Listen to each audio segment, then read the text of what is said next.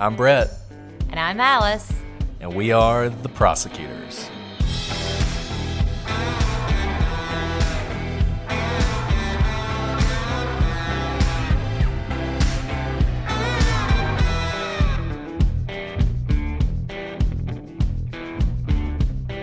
Today on the Prosecutors, our live Patreon GetVokl. You had questions, we had answers.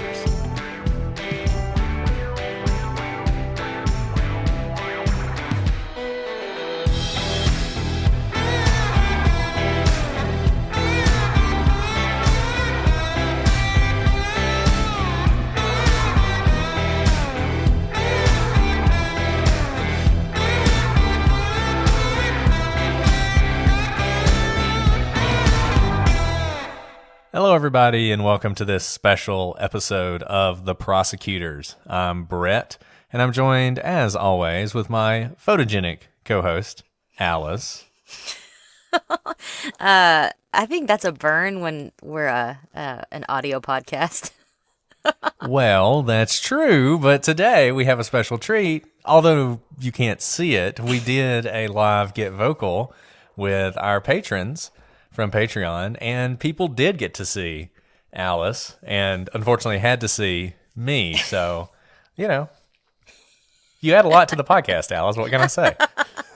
No, it was so much fun to get to see our fans, our patrons, actually, come out. Our best fans. Our best fans come and chat with us. We had so much fun. If you missed this one due to our inability to properly set up the technological access to GetVokl, we will do another one. We promise. Sorry about that.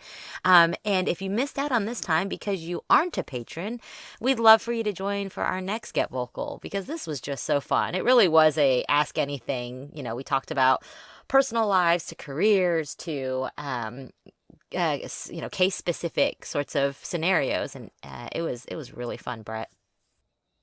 It was a lot of fun. And yeah, like I said, this is a little different. Some of you guys will enjoy this, some of you may not, but definitely I hope a lot of you will be able to join us for our next one. We're going to try and do this pretty regularly for our patrons. Now, what we're doing today, we're going to play the recording for all of you, but if you want to get on there and ask us questions, then please do think about joining. And, if you want to ask us questions, but not necessarily be on the Patreon GetVokl, feel free to send us an email, prosecutorspod@gmail.com. I'm not going to go through all the other stuff today. Going to do less of the advertising. But here is our live GetVokl. I hope you guys enjoy it, and we will see you next week. But before we do that, a special message from our friends Tim and Lance at Missing. On February 9th of 2004, 21-year-old UMass Amherst student Maura Murray disappeared in the White Mountains of New Hampshire in one of the most perplexing mysteries of our time. For years, we have covered Maura's case and the tireless online community that surrounds it in great detail. We have since expanded our mission with this series, raising awareness and shining a light on the stories of other missing persons. We now sit on the board of directors of the nonprofit organization Private Investigations for the Missing, which was founded by Bruce Maitland. Bruce's daughter, Brianna Maitland, went missing from Montgomery, Vermont on March 19th of 2004. This is Missing. After all these years, once the podcast started coming out, we started getting tips. One of her husband Richard's family members came forward, specifically asked us to search this spot. It's a 31-foot vertical shaft. And then it went over, and then it went through a crevice, and then there's another room. How close was this area to where Erica went missing? Probably 2 miles. There were sightings of keys within a mile of a diner that she worked at a few weeks before she went missing, asking people how deep Lake Champlain was in certain points, and asking people if anyone would know they disappeared. Just common small talk you make with strangers. Wow, so that was the other job that Brianna Maitland had. She was driving really crazy on the way home. She was tailgating, driving fast. She seemed to be irritated about something all of a sudden. Everything was fine, but all of a sudden, and I think it had to do with that phone call. I was in the dentist chair and the local radio station came on. And that's how I found out. It was Archer Ray Johnson is missing. And I was, okay, that's not a name that you hear. You're in a small town. I knew it was my dad. But I think sometimes we all need to be reminded that for every day that you don't do something, that you don't act, or you aren't on the offensive, that someone is in great anguish. Follow us on social media at Missing CSM. Search for Missing in your favorite podcatcher. I love the knitting. Fantastic use of time. Awesome. Exactly. Well, I'll start off with everything you hear on the podcast is real. I am literally in my closet. This is a jacket. So that is not fake at all. And, you know, since Brett and I started recording, I think we recorded the first episode pre-pandemic. And then like the next day, they announced the pandemic. It was like literally the next day. It was literally the next day. And we're like, oh, great time to start a podcast. So since then, we've basically recorded like this. Not in the same room, which is not best podcast practices. So if anyone out there is looking to start someone else, you should be in this, and you should not be in a closet.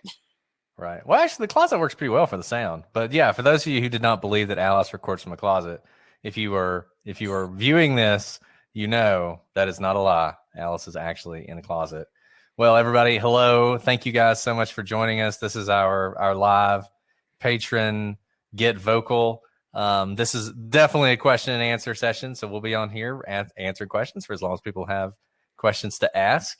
I want to thank Tegan and Michelle for already jumping on here. I'm looking forward to hearing what they've got to say. You guys got to fight it out though for which one's going to ask the first question.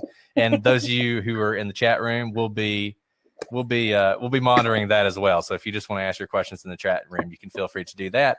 But as it stands, I want to turn it over to you guys. What you got for us? Can I go first? Absolutely. Go first. Okay. Hi. Hello. I know I sent you like a crazy message like a long time ago. I was like rambling, but I was just so excited to be a patron, and I just love your podcast. It's just well, you can send us all the messages, all the rambling, crazy messages you want to. I mean, look, we love getting those things. People are always apologizing, like, I'm sorry to send you a message. But it's like, what are you talking about? We can't believe anybody actually wants to talk to us. So yeah, keep sending them. My question is, what is the first true crime case you guys talked about? Or like, which one was really important to you that like made you want to do a podcast? Well, or did you always talk about other? The first case we talked about is probably Maura Murray, because I'm obsessed with Maura Murray, as everybody knows. So I definitely, would talk about that with Alice and sort of run by my crazy theories. Usually the way it was is Alice would humor me and pretend to be listening while I sort of rambled on and on about these cases. And then she'd be like, oh, that's really interesting.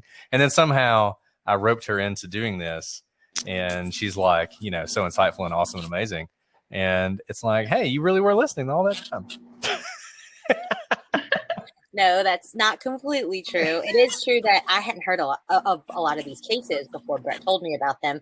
And we'd like walk and go get coffee during work, or we'd go work out because we have a really great boss who lets us go work out, throughout the week. And he would just like entertain me with these true crime stories. And it's mostly me saying, no, that didn't happen. Right. That's pretty much it to this day. I sent her a case today and she was like, whoa, I can't believe that. It's like, yeah, crazy. Yeah. I mean, I guess I started doing it. I think I read In Cold Blood, like, I don't even know when, a decade ago. And that was the first time I was really interested in true crime. And then I went on this sort of true crime binge. And, Alice and I talked about doing this for a while before we actually got started. So I'm glad we finally did get started. And for me, mostly I'm interested in true crime cases that directly affect me. Like if it looks like it could be me, I get really scared and I follow everything about it because I'm thinking about my escape plan, I guess. Like, what do I do if I'm stuck in the back of a trunk? How I'm going to kick out the tail lights and reach out and wave to somebody. So if a case looks, and I mentioned one of the cases on the podcast, the Annie Lay case from Yale. That was my first semester in law school. She was murdered and she wasn't found for about a week, but she was stuffed in the medical school building. And she was a woman who looked a lot like me. Like we were the same height and weight because they had all, her profile when she was still missing for people to look for her. And there was a murder in New Haven just a couple days ago of a Yale student. And so that hit home really, really deeply. And so cases like that, where I can see a lot of myself in the victims. I know a lot of people have written and said, thank you for treating the victims with empathy. But a lot of it is I see myself in a lot of these victims, or I put myself in their parents' shoes. I can't even begin to imagine what their parents are going through, or their loved ones, fiancés, husbands and wives, if they are not the perpetrator. Yeah, I found myself putting myself in the parents' shoes a lot more lately since I had a baby myself. It sort of changed. It does, it's cliche, but it really does change your perspective on things. Thank you. Great question. Okay, I have one. So if you guys could wave a magic wand in a case, like a famous true crime case to be solved, besides Mara Murray, what would it be? Well, that's a really hard one. That one's so hard. I guess, it's not necessarily the one, and I don't mean this in a bad way. It wouldn't necessarily be my top one to solve, but because I would like to see the family and really the entire community get closure, I think the Delphi murders would be one that I would want to do, and to get somebody off the street who's obviously very dangerous. And I think we'll do this again. So I think that one would be high on my list. My absolute favorite mystery is the Dyatlov Pass incident. So I think personally that's the one I would like to know exactly what happened on that mountainside. But yeah, I think I'll do those two answers for that one.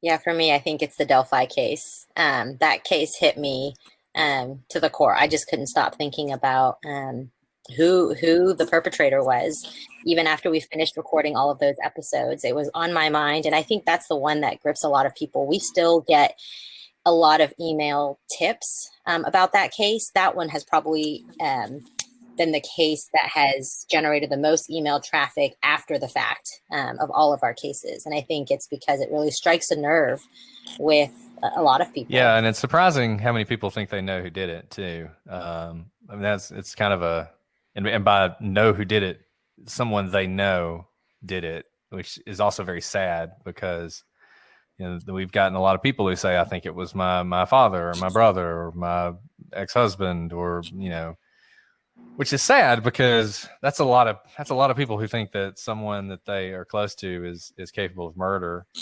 Dean, I saw that there is a new episode, but I haven't listened to it yet. Does it have anything in it, or is it just sort of it's the anniversary, let's release a new episode?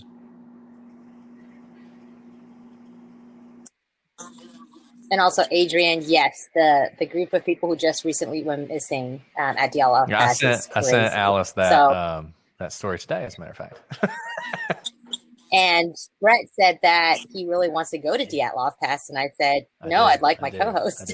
I would like to go one day, but I would say with a large group of people, but apparently this is like 8 people who just disappeared there. So we'll see whether or not they actually find those people.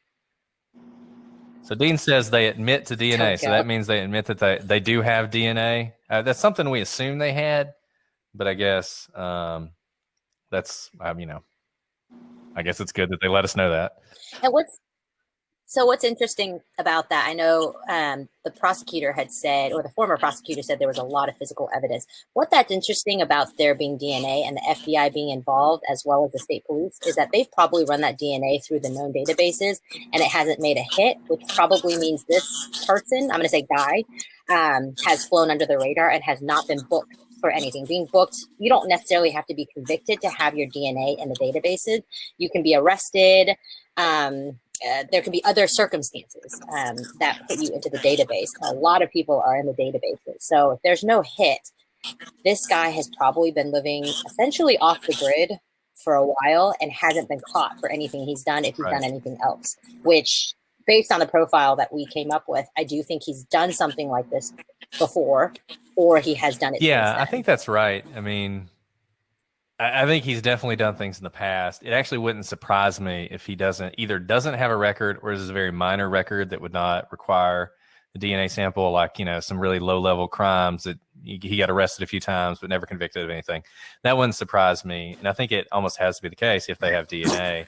And I'll just say about the video, I mean, look, if there's nothing useful in the video, there's no reason to release it.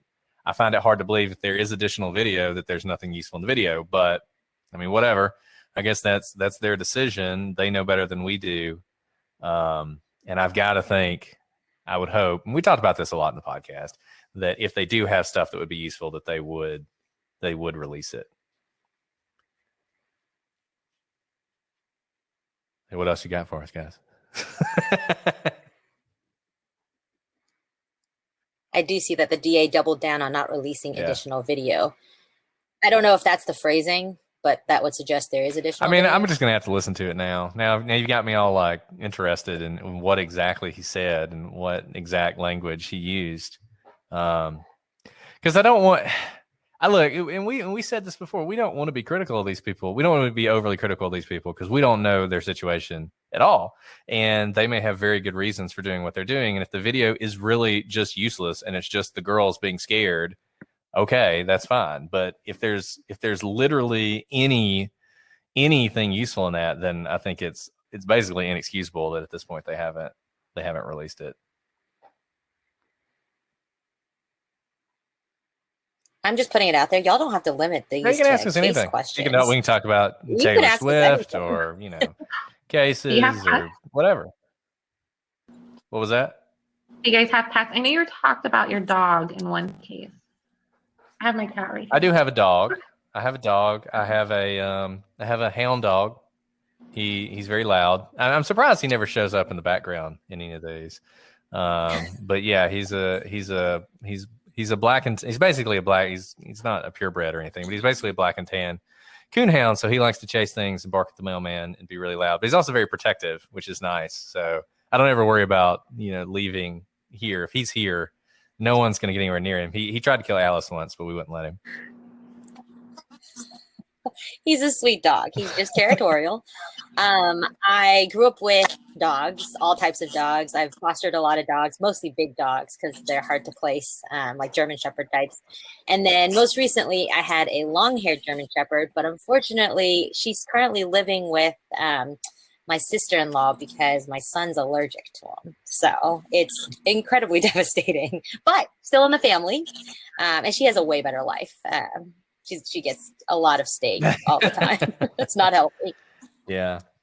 I don't know what I'd do, frankly, if I didn't have a dog. I love my dog. So Elizabeth says that she grew up just a few miles from Delphi and lived there for over 40 years. I used to go to all kinds of areas like this to take photographs. I never knew about the Moulin High Bridge. So I can't believe this person would not be local. I agree with you 100% on that. And we hit on that a lot. And from talking to Kelsey, this is just not a place that people knew about. It is not the kind of place that if you weren't either a local or someone who was very, very familiar with that area, that you would know about this, particularly at that time. And I just feel like it's such a limiting factor here that it does surprise me that more of these tips haven't been more fruitful. It surprises me that we're still looking for this person, though I still believe they're going to find this person eventually. I really do. I would just be shocked if this case is never solved. Adrian asks, what case or cases are you dying to cover that you haven't already? We have a really long list, so we really do listen to all of you guys, especially you guys. When you say you want to hear a case, we have a running list of cases we want to cover. Just because it's from my hometown, I am fascinated by, but it's hard for me to really dive deep because I find it so sad, the Austin yogurt shop murders. They were my contemporaries, and they were young girls, four young girls who were murdered and burned in a yogurt shop in Austin in a very safe part. At the time, it was a much smaller town, and it's just so devastating. It has a lot of interesting aspects to it, kind of like Delphi, small town. safe town, that everyone knows each other, and that the police were very, very, very tight-lipped for a very long time and continue to be tight-lipped about it, even though it's been unsolved for 20 years or so. Yeah, and that's actually, we're going to do that case eventually just because there's so many interesting things about it. And, some people who were arrested who probably didn't have anything to do with it and that kind of thing. I think there's even a false confession in that case. I mean, it's a really sort of crazy case. For me, a case I would really like to do that I don't know if we're going to do or how we would do it. We might do it more like we did Scott Peterson because it's been done so much, but as the West Memphis 3 case, I find that case to be absolutely fascinating. I listen and read everything that comes out about the West Memphis 3. It's been done so much and in such depth that I don't know how much we could add. Number one, I don't know how much we could add to just doing the story. Number two, it would take forever because there's so much.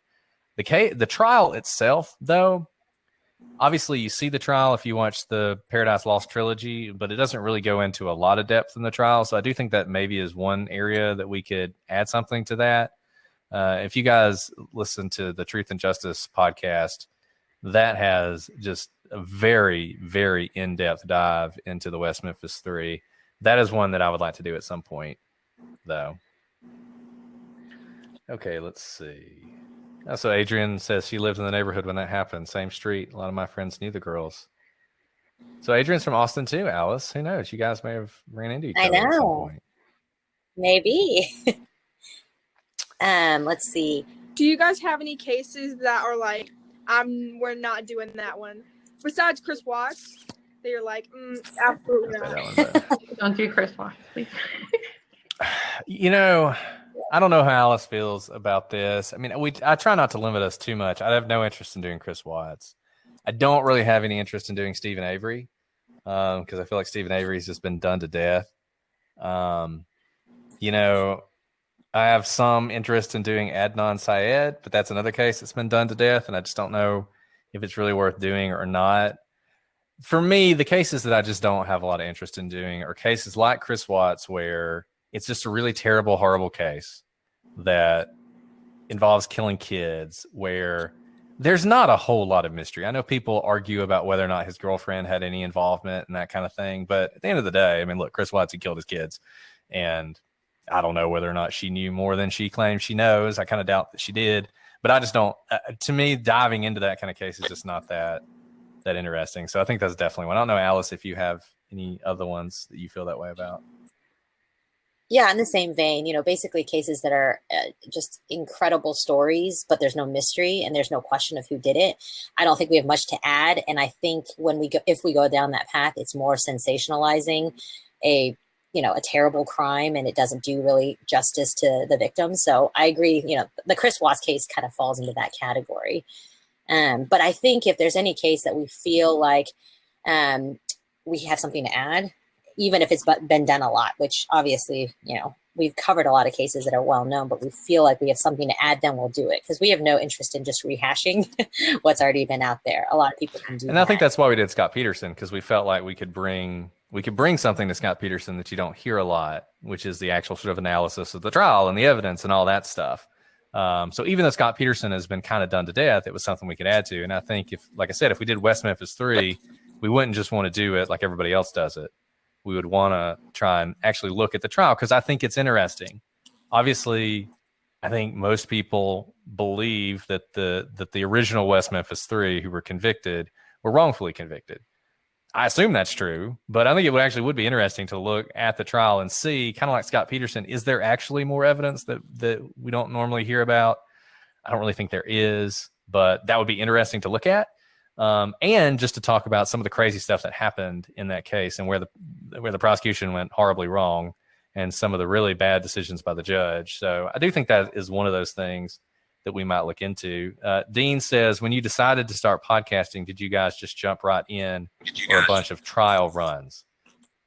We basically jumped right in. So Yeah, I was gonna say something that, you know, for good or for bad. What y'all hear, we don't do multiple runs. That is just like stream of consciousness. We edit minimally, basically, if we drop an F-bomb or if it's like a particularly egregious mispronunciation, we'll cut it out because it's just I usually embarrassing. put that We at leave the a lot end of if we do that. yeah. But what you guys hear is really just our long conversation with each other. Now, a lot of work goes in on the front end to research what the cases are, and we know where we're going. So we're going off of the same, you know, sheet. But we are not scripted, obviously. You can tell we're not scripted. And so all of the back and forth banter conversation, we never know exactly what the other person's going to say. We know generally the categories we want to cover, but it's not like, okay, you make sure to cover 404B and I'll cover FOIA. There's none of that. It's really all organic, which makes recording really efficient because you're not getting like 5 hours of material for 1 hour podcast. 1 hour podcast is probably like hour 15, and the extra 15 is us laughing at each other. But what you're getting is really us. Yeah. And when we decided, I mean, it really was just a matter of deciding to do it.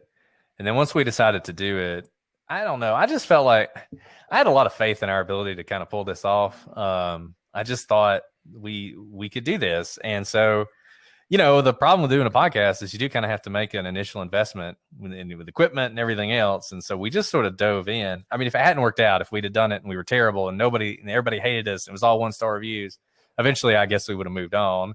But yeah, I mean, it's been a lot of fun, and I do think it works out. I do want to say, somebody asked us if we would be willing to do the Oklahoma Girl Scout murders. We're open to doing just about anything. I mean, it is really a very narrow set of cases that we're not all that interested in doing. And, you know, I think Chris Watts is probably my ultimate exception. But if there are cases you guys really want to hear, let us know. You know, you guys are the best. I mean, we don't really even understand why you guys support us like you do. I mean, we're happy that you do. And if there are things you want to hear, we want to do it. So don't be shy in sort of letting us know when there are cases that you're interested in hearing. Oh, my kids don't listen to the podcast, says Julie, but they do always want to hear how Brett introduces Alice every Tuesday. Oh, that's sweet. Oh, that's a lot of that's a lot of pressure going forward, Alice. I got to come up with some good stuff. No big deal. I'm running out of superlatives. I know you have to like reach to other languages. I don't think that speaks very highly of me that you've run out of words in the English language to describe me. Well, only the best will do. There's only so many, like, you know, I mean, mediocre. My mediocre co-host, Alice, can't do that. I mean, that'd be terrible. Let's see. Brett, did you listen to the True Crime Garage Amy Mahalovic update? No, I saw that they had done it, but I haven't listened to it yet. I did see James Renner's post about that. That was a case we've always intended to do. By the time we do it, hopefully there'll be a resolution. And look, I mean, this goes to something we have said in a lot of cases. For those of you who don't know, Amy Mahalovic disappeared, 35 years ago, longer than that, in a little town in Ohio. She was sort of the old-fashioned kind of grooming. She got a telephone call from someone who said that they knew her mother, and I believe that her mother had gotten a promotion, and they wanted to take her to buy a present. So she met them in front of a Dairy Queen or something after school, and then her body was found a couple weeks later in a field. And that case, James Renner at the time, I think he was like 8 or 9 years old, and he became obsessed with the case because she was the same age as him. And he wrote a great book. If you haven't read, I mean, you should read. All the James books are great. Whether you like James Renner or not, his books are fantastic. I like James as a person. I know he's controversial, but his books are fantastic, and that's a great book. Anyway, he's been looking for the killer, and this is like the coldest of cold cases, right? We're never going to know anything. Well, just this week, there was a court filing where it appears they have a really big break. Essentially, someone who knew something finally talked. And hopefully, and you hate to get your hopes up too much because you can be really disappointed in all this stuff, but hopefully that's going to lead to the killer. And that's what we say about all these cases. It's true of Delphi. If Maura Murray is a case that involves foul play, it's true of that case. There's always somebody out there, Missy Beavers, whatever case you want to point to. If it's a murder, there's always somebody who knows something. And it's just a matter of getting that person to finally come forward And that's one reason, a lot of people think that true crime is exploitative and they don't like it and they're upset by it. But the fact of the matter is, the more people talk about these cases, the more likely someone like that is going to come out. So very hopeful that it turns out that's going to be the case, and we'll be following that one closely. And like I said, we will probably do that case at some point. You have to say it with an accent. Which accent am I having? I don't know. I don't know what that one means. Everything I say is with an accent, though, so that should be fine. Or maybe everyone else has the accent, Brett. You're the only one who speaks properly. British. Obviously. I can't do British. I can't do Aussie. I can only do me. I tried Russian that one time, and that was terrible. That didn't work out at all. Elizabeth is right. It is Elizabeth says, totally recognize Brett's accent. It's typical Bama, Yep. which it is. It is. Can't hide it. Roll Tide. You guys, these are really great questions. Yeah, keep them coming. You are so not, digging down deep and personal. I know. I'm about to ask Brett some personal questions. I know. Way to go, Elizabeth, War Eagle. Just because I let you get under Brett's skin. Yeah, Alice and I don't agree on everything. I'll just say that. Certainly not football. No, certainly not football. And Alice is the worst because she grew up in Austin. But whatever. I don't talk about this. It's fine. I am a fair weather fan. That is absolutely true, and I don't shy away from it. It's okay. True. It's true. You absolutely are. Okay, come on, guys. Right, I'm gonna ask Brett some deep dark questions. Your favorite drink? My favorite. We talk about your drinking so much. And see, Dean just asked what's your go-to drink for recording. Dean, you and I right there. I know, it's great minds think alike. So look, my favorite drink, and I assume we're talking about alcoholic drinks here. We're not just talking I love a good bubbly. As you can see, it's not as a bubbly night. Mango, it's fantastic. If you haven't had it, mango's my favorite flavor. But yeah, I bourbon. I love bourbon. Basically anything with bourbon in it, or just bourbon. Bourbon by itself is fine. And usually, if Alice, makes fun of me for drinking while we're doing the podcast, as she did in one of the episodes where she said she heard the ice clinking, that is usually bourbon. Usually, what I have is I have a glass. I have one of these can of bubbly, and then a glass of bourbon, and I sort of alternate between the two. And if Alice takes a really long time to show up, sometimes I'm on my second or third one. So those are probably the shows that aren't as good. Or maybe they're better. I don't know. Those are the blooper shows when he's about 3 drinks in, and I'm like, "Come on, I was putting my kids to bed." Yeah. Now that time I forgot my name, I had not had anything to drink that day, so I have no excuses. Adrian, do you have to edit out the burps from the bubbly? Yeah. On occasion. It's really great. Yeah. Yeah. That's one of the things that we always edit out. I was listening to a professional, this is from Elizabeth, talk about the fact that only 5% of cases are solved after a year. What do you think about this? I'm so focused on the Delphi murders and just don't want to believe that the POS will get away with it.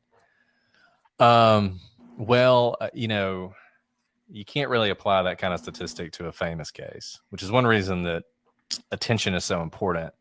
Most cases, if they haven't been solved in a year, the police aren't really even looking into them anymore. They're ice cold. There are no leads. Unfortunately, it's probably a case involving someone that is not the kind of individual that gets a lot of attention. So, if you're in a gang and you get murdered and it's not solved immediately, the police are probably not going to spend a lot of time looking into you. We've seen that a lot with particularly vulnerable people who are sex workers, people who are, Alice and I are looking into right now, a lot of these indigenous people, Native Americans, those kind of crimes where they're just not solved, and they're not ever solved, and they're not solved in a year, and they're not solved in 10 years. And I think it's true. It's certainly true. And a lot of people will tell you that if a crime, particularly murder, is not solved in the first 48 hours, 72 hours, first week, a lot of times it won't be solved. I don't think that's necessarily true with a crime like Delphi, because Delphi has so much attention on it. And once again, there's no question that somebody knows something about what happened at Delphi. There's just no question about that. And I've got to think at some point that's going to shake loose, either because one of those people who knows something, they're going to end up getting arrested for some low level crime.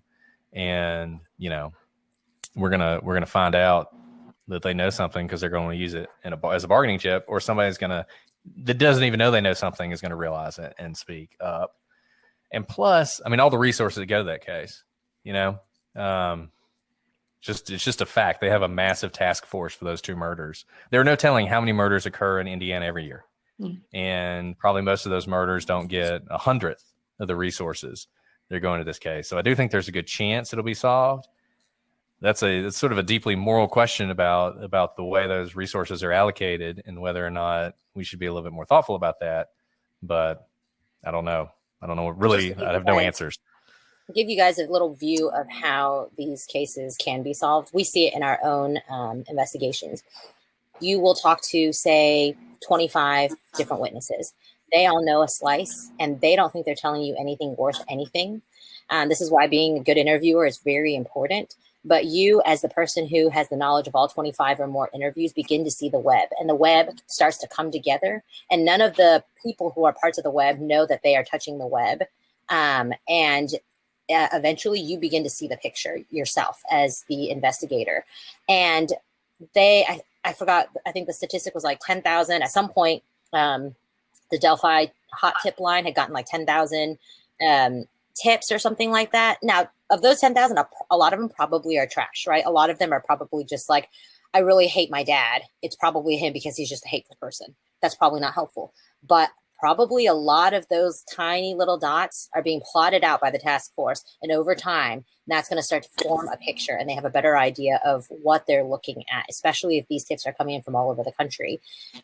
Because this person, even if they are a local, may have traveled to another place. They may have gone to Connecticut before, freaked someone out there, visited a cousin when they were younger in California and really creeped out that cousin. So the web grows in a famous case.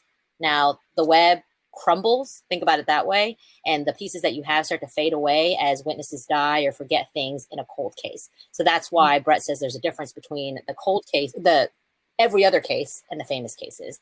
And what true crime does for the famous cases is making sure keep forming as opposed to degrading away. Yeah, and we talked about that. We were on with Lance and Tim. Dean just asked a question about that. We were on with Lance and Tim a few weeks ago, or last week. I can't remember when we were there. And they asked something about this, and I said something like, one of the reasons Maura Murray's case is famous is because of them, and the more and I love what they're doing now, really branching out. The more focus you have on these cases, it's just a fact. The more likely they're going to be solved, and I think everybody agrees with that. I just don't think there's any question. It's like the old wanted posters, right? I mean, why do wanted posters work? Because people see it and they're like, oh, I recognize that guy. And this is like taking that and amplifying it a million times. Elizabeth asked about the Evansdale murders. We're going to do that case eventually. I don't know enough about it to say whether or not Delphi and Evansdale are related, but we've had enough people ask us that question that I think it's worthwhile to do it.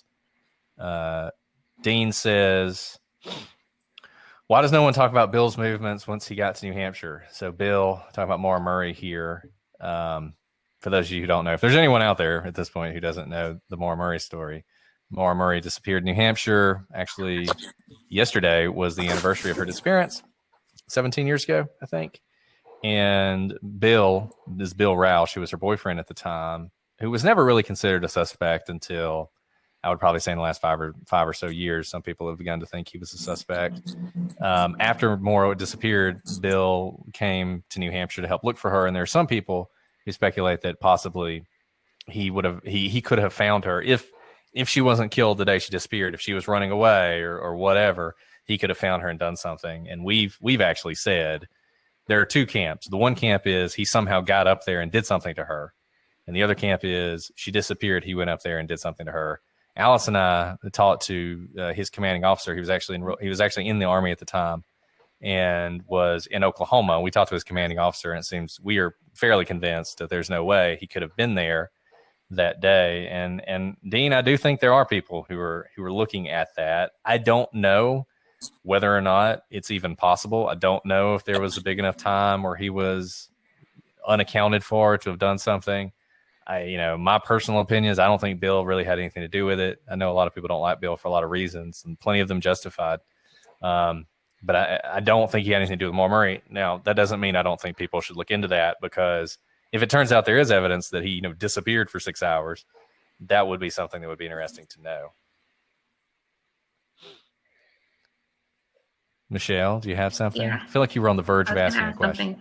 do you think people focus on Bill too much? Because when you guys did that extra episode with the commander, I was just like, I don't know. I feel like they're going in the wrong direction. You know, it's not plausible that he would be there around that time. So I just feel like they're just grasping at straws.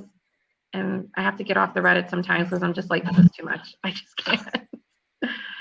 So that's my thought. Michelle, I think you have your, thumb on something there. Yeah, I think a lot of the vitriol directed at Bill is because of who Bill is painted to have been in the last 5 years or so, or what's come out. So his character and, who he is, rather than his opportunity to have done something. And we see this in a lot of cases where a lot of attention is directed at someone just because they are someone who's easy to hate for whatever reason. Now, we saw this in the Scott Peterson case. In that case, I think the evidence, does point to Scott Peterson being the murderer of his wife and son. But you can see how initially, when there was no evidence really gathered about him at the time, the media immediately turned to him and they already had a narrative written about him. Now, in that case, I do think that ultimately the media was right about him, but you can really go down some rabbit holes that does a disservice to the case and does a disservice to the victim when you just pile on vitriol to a person because they're an easy target or they're a person that's easy to hate for everyone. In this case, like Brett said, we don't think there's any way he could have been there at the time that Maura's car crashed. So it had to have been after. Now, just think about it. We talk about Occam's razor all the time. What's most likely?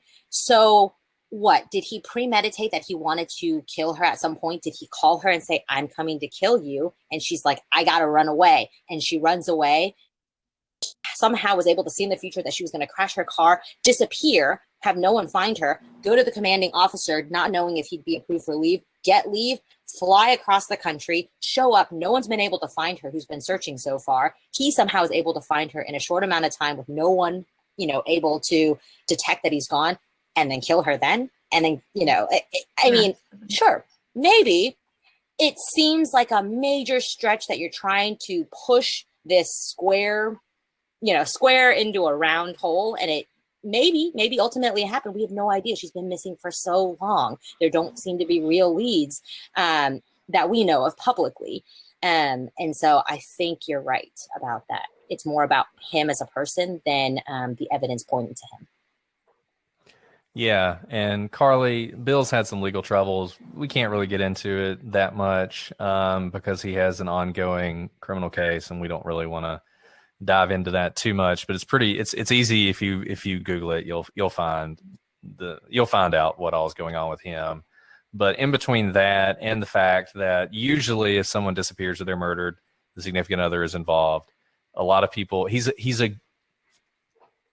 would be a good suspect were it not almost impossible for him to be involved, like Alice said, and you see this sometimes in cases.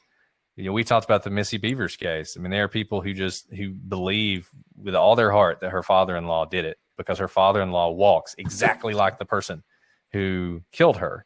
And, there's so many things where people have compared how he walks with the way the killer walks. But unfortunately, it just seems like he has an absolute airtight alibi in that he was on the other side of the country when it happened. Same thing basically here. How could he have done this? And I do think people focus on it too much, Michelle. Yeah. I said on the Missing Maura Murray podcast that we did that I think people should focus on the case, follow the case. And if it turns out that Bill has something to do with it, by developing the case more, evidence will also, I think, naturally lead to whoever was responsible, if there was anyone responsible. So I think less focus on Bill, more focus on Maura, and see if in the focusing on Maura that leads to Bill, that's fine. But for now, yeah, I think there's so much controversy about him, it sort of swallows the rest of the case. Elizabeth says she remembers the Yale case where the young woman was killed by the lab assistant. That was so tragic. Dean says, okay, super random. My wife and I are checking out the Britney documentary. What the hell is a conservatorship? And have you guys seen cases like this in your career?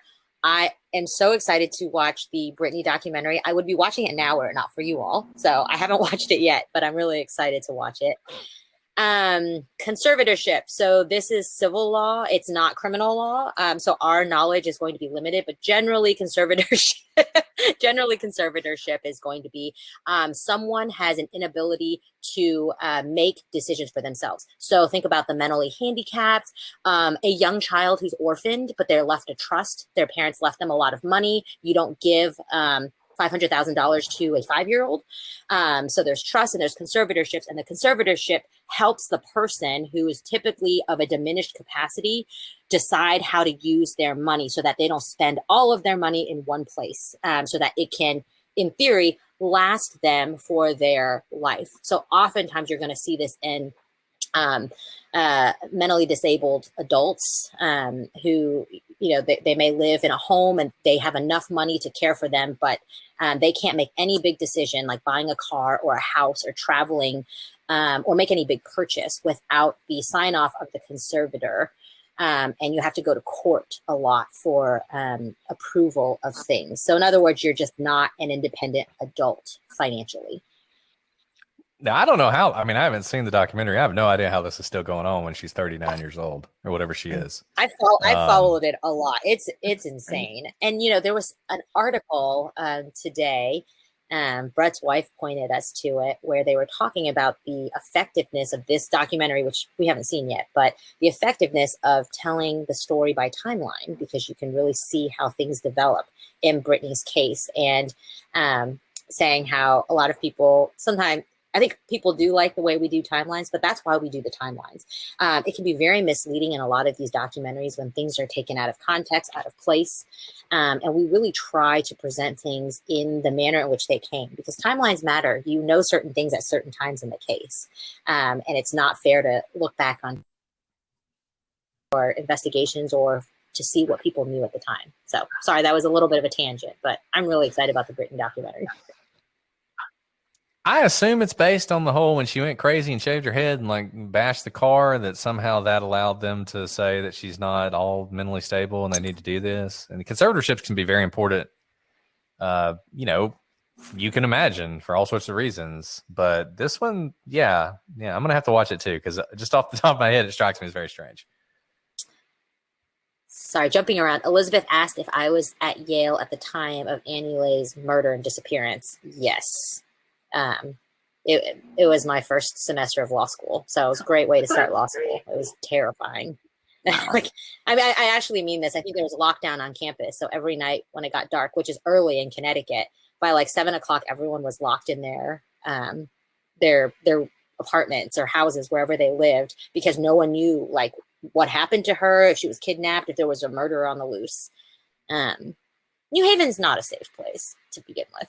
I've definitely been approached by people with guns. So yeah, Alice was telling me about a murder that happened recently in New Haven on Yale's campus. So I think they had a press release today, or the police had some statement today at 5:00. I haven't seen what it is, but basically he was driving away from his fiance's apartment, which was like on the same street I lived in, which is a very small street, and they just it looks like they maybe rear-ended him, and he got out of the car and they shot him 7 times point blank at 8:30 at night.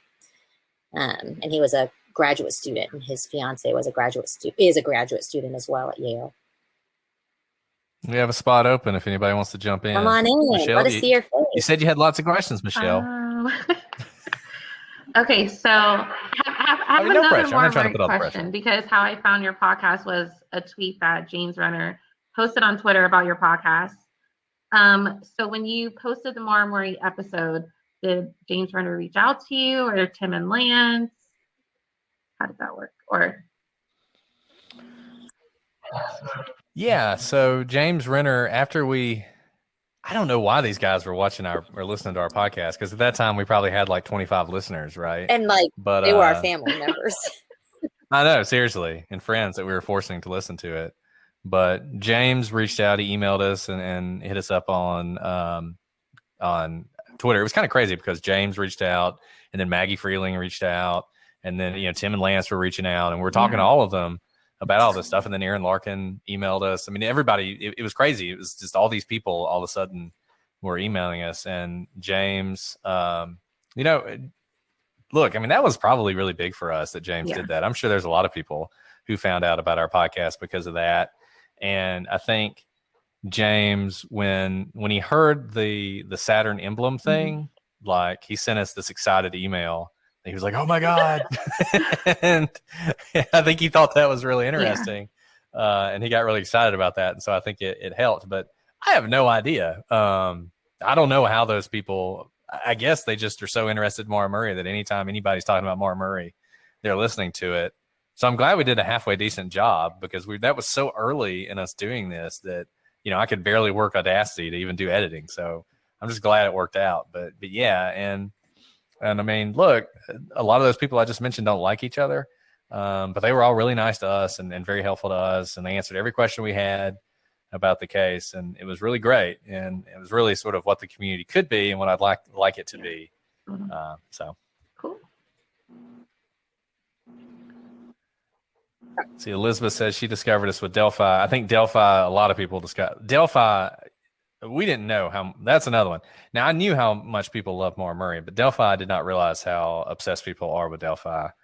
You know, we do YouTube, and usually our YouTube videos get a fraction of the listens we get on, because we're a podcast, right? We don't make videos. I mean, we make rudimentary videos just so people listen on YouTube. They can listen on YouTube, right? And but for Delphi, you know, we were getting like 10,000 views, which we never get on YouTube, and we haven't gotten since on any other case. So Delphi, it is a case that strikes a chord with a lot of people, which is once again why I think eventually it will be solved. Julie says there was a new 4-part series on the Elisa Lam case that premiered on Netflix today. Awesome. It's a school night, so I haven't watched it yet. I will definitely be checking that out. Now, that is really interesting. As you guys know, that was our first case. Brett, did we record that first too? I can't remember right now. I think we did. It was one of our first. No, it wasn't. Yes, we did. It was the first. It was the first case. Okay, it was the first case we recorded. You know, what was really interesting about that case was people were so angry that we did Elisa Lam. I did not expect that. Like angry that we did Elisa Lam. I think people may have like misdirected anger in general towards us about random things. Like if you use that anger for something else, you can really accomplish a lot, like run a marathon or something. And I don't know what exactly it is about it, except that it's a mysterious case. And that was one of the first cases where I think we came out and we're just like, it's not mysterious. This is incredibly sad. We think mental illness is what led to her eventual death, and we don't think there was foul play. People were really angry about that, which I found surprising. Yeah, it was interesting because there were people who were, this was our sort of first introduction to how people get randomly mad about things online whenever you do anything, which we see all the time now. But it was like some people were just really mad that we were doing it. They're like, there's no crime here. You called yourself the prosecutors. Why are you dealing with this case? And then other people were just really upset that we went with a kind of a prosaic theory, which I think is what happened. You know, there weren't ghosts and demons in elevator games or whatever. It's a crazy case. That video is one of the most disturbing videos I think you can watch, because, and especially, and here's the thing. I know people like the paranormal. They like the paranormal, and they like to think there's something creepy going on there. I actually think it is far more disturbing what was actually going on. I think it is far more disturbing that you had this young woman who was in the grips of mental illness that she could not escape from, and you were watching it happen to her, and there's nothing you can do about it, and you know what's coming. I mean, to me, it's hard to imagine. That is, to me, far worse than, you know, the Cecil Hotel is haunted and she's talking to a ghost or whatever. I mean, that's okay. But what I think actually happened is just so horrible and tragic and terrible. And we did that case. And the reason we did it was because the whole point of our podcast is not just to talk about trials. We like talking about trials. We know about trials. You know, we think we're pretty good at that. We think we can bring something to it. But we also think looking at evidence in any case, any mystery, in the way that we've sort of been trained to do it, can help bring understanding. So that's not a crime. There wasn't a crime there. the end of the day. There wasn't a crime there, I don't think. But I think looking at the evidence in the way we look at it helps to uncover that fact. Dean asked, do you guys listen to the Murder Squad? Will you be a winter distraction? I don't know what a winter distraction is. I have listened to the Murder Squad. That's Jensen and Holes, right? Is that right? I've listened to a couple of their episodes because I was really interested to know what they thought about some cases. They're obviously really good, like them a lot, but I don't know what a winter distraction is. Is that like one of the things they do or something? I'm not sure. We will be here in the winter. We will be here in the winter, so if you need to be distracted from Jensen and Holes, we're happy to be that person. So let's see, going through what people have. All right, we have about 8 minutes left. Guys, don't be shy. Don't be shy. Oh. Let's see. You like that we laugh off the haters. By the way, we'll never change anything based on what people say. Like we make fun of what people say and we'll often bring it up, but don't worry that we're actually going to listen to those people. We're not going to change anything. They're definitely not the song. Also, didn't know that'd be so controversial as a song. Who cares about a song?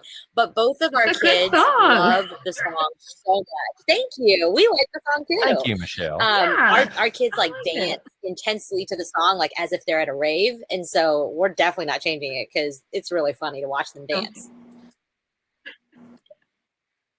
Yeah. And Julie, we'd love to have Cheryl McCollum back. We'll definitely do that sometime. I was texting with her yesterday.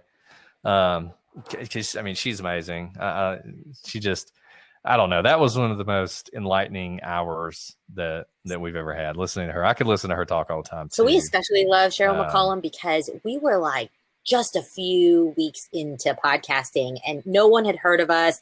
She certainly hadn't heard of us. And we just cold reached out to her and she was so enthusiastic. She couldn't get her phone to work. We couldn't get our phone to work. And it was like any other person would have thrown up their hands and been like, this is so amateur, forget this. And she stuck with us. And as she was talking, both of us were just like, go on. And she is the real deal. She is truly someone who is making a difference in the field. And I love the way her brain works. And we keep talking about getting together once the pandemic eases, hopefully. And she is one of the first trips I will make. Yeah, and Alice and I knew about the Cold Case Research Institute that she's a part of and had like this dream of one day talking to her. And we had, like I said, this is like the 4th episode that we did or something. Literally nobody knows who we are, but we reached out to her anyway. And just the nicest lady, just incredibly nice, so supportive, just amazing. You should support that all you can. As most of you know, if you buy anything from our store, all the profits go there. So we're happy to be a part of that, and we'd love to have her back on. And we will do that, Julie, as soon as we can.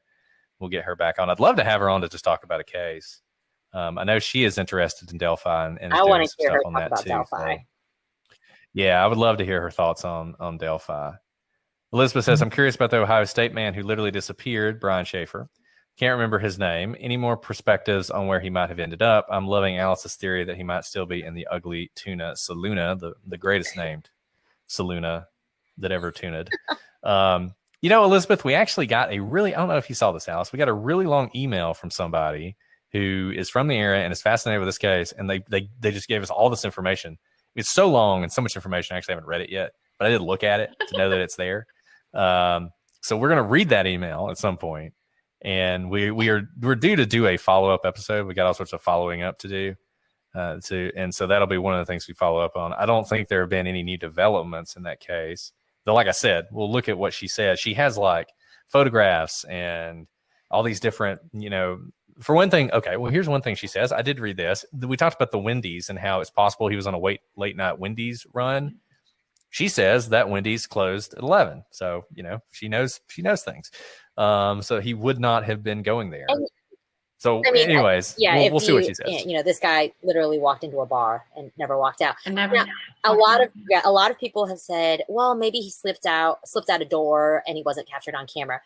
Of course, that is a possibility, except how is he the one to find the only exit that is not covered by a camera when the police accounted for every single head going in and every single head coming out? I just don't think there was enough time for someone to do ill to him and then somehow get him out in a barrel without being detected. I think that is much too risky. So I really do think he's still in there, and I think it was just some terrible accident. I think right before we recorded that episode, I had been reading an article about, this came out a couple years ago or a year ago, the guy who had been missing for like 2 decades at a convenience store. He just disappeared in the middle of his shift, and they moved this deep freezer that was, you know how when you go to the gas station and there's a freezer with like all those ice cream bars in it? That's literally what it was. Yeah. And he had been sitting on it, like maybe taking a smoke break, slipped back there, and because of the coils had been preserved, so he never smelled. He wasn't really hidden from view.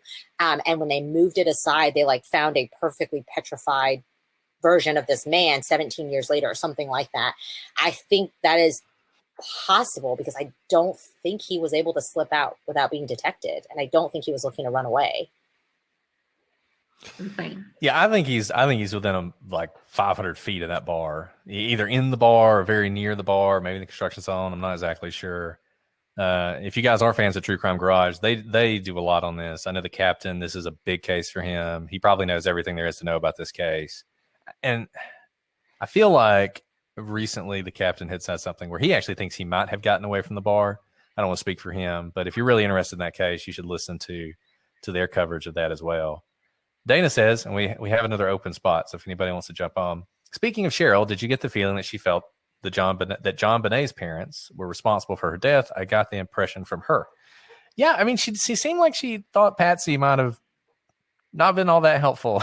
Was one of the things that she mentioned. You know, we actually, before we even started doing the podcast, we have worked up a very long outline for a John Bonet Ramsey show, which we've never recorded.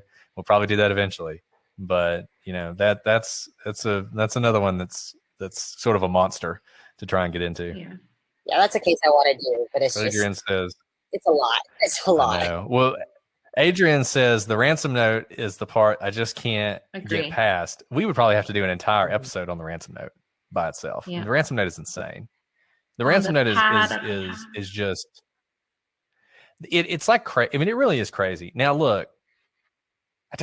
If you read the ransom note, it does not seem like it is written by a middle-aged mom. I mean, there's all these sort of quotes from movies and stuff in it, which is weird, but I don't want to do the whole Ramsey case tonight, but it's just so weird. It's such a weird, strange case, which I think is one of the reasons people are kind of obsessed with it. All right. Dean's going to get himself sued if he's not careful. Okay, we got a couple minutes left. Does anybody have any last questions they want to get in for this one? We're going to do this more often. You know, it took us a while to get the technology set up. We still haven't figured out a way to get it. Wait, let's ask this real quick. We'll have a question for you all. What so this is not case specific, but what do we do that you don't like or you want us to change or would make it more listener friendly? Because we're listening to you guys. We don't care about those haters on like Apple reviews, but we care about what you guys think. So if like you really don't say anything about the song, and if I laugh too much, I'm sorry. I can't help it. So if there's anything, this is your chance. Only the people on this, we're never going to ask this question again in the future. This is it, because I can't handle criticism. Don't change anything. Elizabeth says she loves the song, which is good. Don't change anything. Well, thank you, Michelle. Michelle, you're great. Thanks for taking a box too. You're the best. Yeah, thank you. Welcome. And Adrian, we will not change when we're huge to please the masses. If that day ever comes. About the masses, if you can't. No, I mean, look. Our position on this is we're doing the show that we wanted to do, and there are people out there who are going to like that show, and those are our people. And those are the people we care about. And those are the people we want to be our fans. And the people who don't like the show, we actually don't want them to be our fans. So I always want to tell them when they're criticizing us for something like, why don't you just stop listening? Because it just really isn't important to me that you listen to the show. And, you know, I like you guys. And we want more people like you guys. And the best way to do that is to just drive these other people away, annoying them with our really long songs and endless banter and talk about Taylor Swift and the fact that we laugh. And our children. So I'm sorry. And I our was children, chuckling because exactly. Dana said the masses are the asses, and that's so funny. Well, I hope you guys know that everything you write to us, we read, and we're usually texting or calling each other, be like, "Did you see what Adrian wrote? Did you see what Michelle wrote?" So we really do. We love you guys. We cannot believe you're here tonight. This morning. I have no idea what time it is for you, and we also cannot believe you keep listening to us. So thank you so much. We love you guys. I hope you know that. So thank you for coming today. Yeah, thank you so much. And we're going to do this again, and we hope you guys will all show up then. We'll let you know when that's going to happen. But I guess for tonight, we will sign off. I guess we can sign off, right, Alice? And I'm Alice. I'm Brett. And we are the prosecutors. Night, y'all. Thank you. Thanks, Michelle. Bye.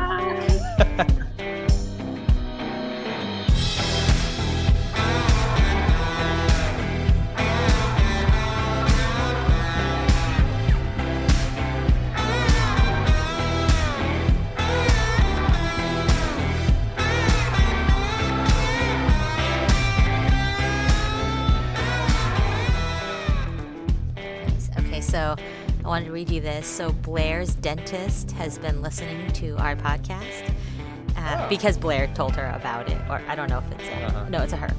And she went today and said that she's obsessed with figuring out our secret lives. I love it. Somebody tell her our lives are really boring. Well, shout out to Blair's dentist. I hope Blair brushes her teeth.